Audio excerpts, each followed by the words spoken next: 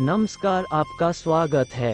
दोस्तों, इस संपूर्ण विश्व में सर्वशक्तिमान ईश्वर ही है और उनकी इच्छा के बिना एक पत्ता भी नहीं हिल सकता है। ये बात समय समय पर सिद्ध हो चुकी है कि ईश्वर प्रत्यक्ष रूप से भले ही दिखाई ना दें, लेकिन अप्रत्यक्ष रूप से वह इस संसार के कण कण में बसे हुए हैं। ये बात भी सत्य है कि हम में से कुछ लोग बहुत भाग्यशाली होते हैं, क्योंकि उन पर ईश्वर की विशेष कृपा होती है और कुछ ऐसी शक्तियाँ उनके आसपास हमेशा विद्यमान होती है, जो हर समय उन्हें सही मार्ग दिखाती है और हर मुश्किल में उनकी सहायता करती है।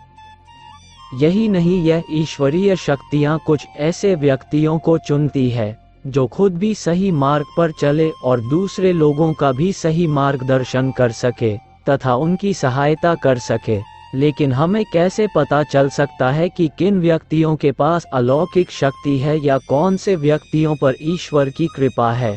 तो आपको बता दें कि हमारे प्राचीन ग्रंथों में कुछ ऐसे संकेतों के बारे में बताया गया है जिनसे हम ये समझ सकते हैं कि किन व्यक्तियों पर ईश्वर की कृपा तथा अलौकिक शक्तियाँ हैं। तो चलिए जान लेते हैं उन संकेतों के बारे में। पहला संकेत, जिन व्यक्तियों के अंदर काम, क्रोध, ईर्ष्या, मोह माया, लोभ तथा अहंकार जैसी भावनाएं नहीं होती, उन व्यक्तियों पर ईश्वर की विशेष कृपा होती है। ऐसे व्यक्ति व्यभिचार नहीं करते, उन्हें क्रोध नहीं आता या अपने क्रोध पर काबू रखना आता है।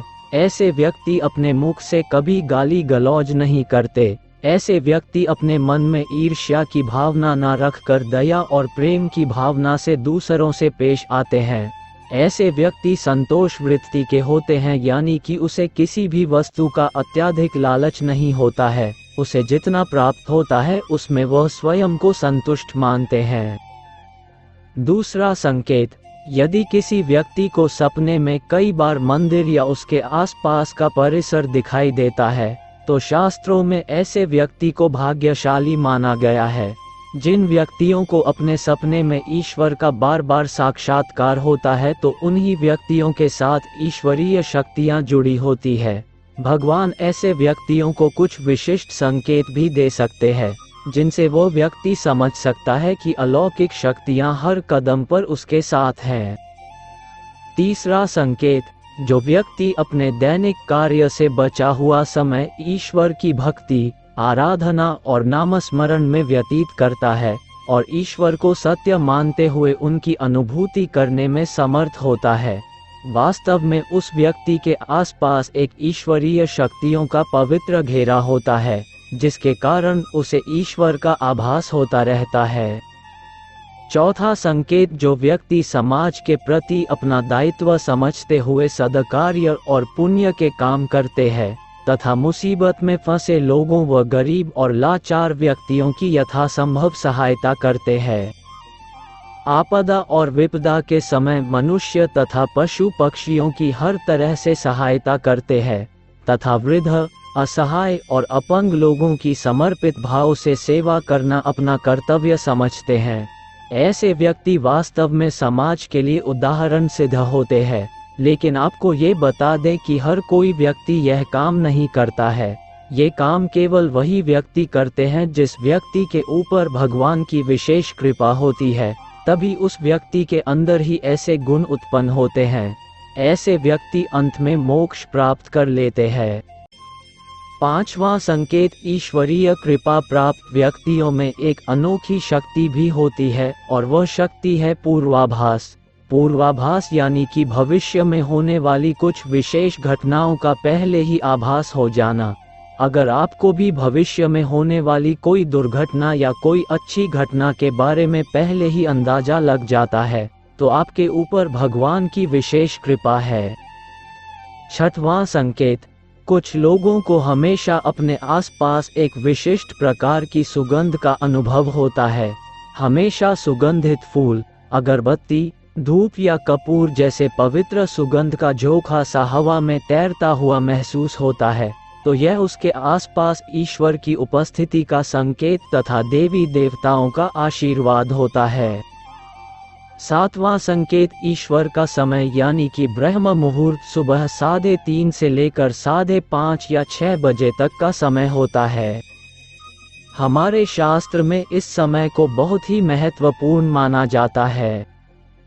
ब्रह्म मुहूर्त को देवताओं का समय माना गया है क्योंकि इस समय के वातावरण में एक सकारात्मक ऊर्जा का संचार होता है। यदि किसी व्यक्ति की नींद प्रतिदिन ब्रह्म मुहूर्त में अपने आप ही खुल जाती है और वह व्यक्ति अपने अत्यंत प्रसन्न चित्त से अपने नित्य कर्म से निवृत्त होकर ईश्वर की आराधना करता है और उगते हुए सूर्य को अर्घ्य देता है, तो ऐसा व्यक्ति निश्चित रूप से ईश्वर की इच्छा के अनुसार ही ऐसा करता है। उसे ऐसा करने के लिए ईश्वरीय शक्तियां प्रवृत्त करती है, यानी कि ऐसे व्यक्ति पर भगवान की कृपा बनी हुई है। आठवां संकेत, कई बार हम किसी मंदिर या धार्मिक स्थल पर भजन कीर्तन या कथा सुनने जाते हैं। कितने भी सुंदर भजन हो या कितनी भी अच्छी कथा हो, बीच बीच में हमारा ध्यान भटक जाता है और हम कभी अपने घर के विषय में, कभी अपनी किसी समस्या पर या फिर अपने आसपास बैठे लोगों का विचार करने लगते हैं। लेकिन कुछ लोग ऐसे होते हैं जो भजन कीर्तन या कथा सुनने में इतने लीन हो जाते हैं कि उन्हें किसी बात का होश नहीं रह जाता। उन्हें बस अपने आसपास पवित्रता का एहसास होता है और बहुत ही शुभ ध्वनियाँ सुनाई देती हैं। तो ऐसे व्यक्ति का साथ निश्चित ही अलौकिक शक्तियाँ दे रही हैं। नौवां संकेत, जो व्यक्ति ईश्वर के चरणों में ही परम आनंद की अनुभूति करता है और ईश्वर भक्ति को ही वास्तविक आनंद मानता है, ऐसा व्यक्ति न तो कभी दुखी रह सकता है और न ही किसी को दुख दे सकता है। ऐसे व्यक्ति का मन और मस्तिष्क हमेशा शांत रहता है, जिससे वह कभी भी सत्य व सदाचार के मार्ग से विचलित नहीं होता। यह उसे ईश्वर से मिला एक विशेष आशीर्वाद होता है, जिससे वह समाज में हमेशा मान और सम्मान प्राप्त करते हैं।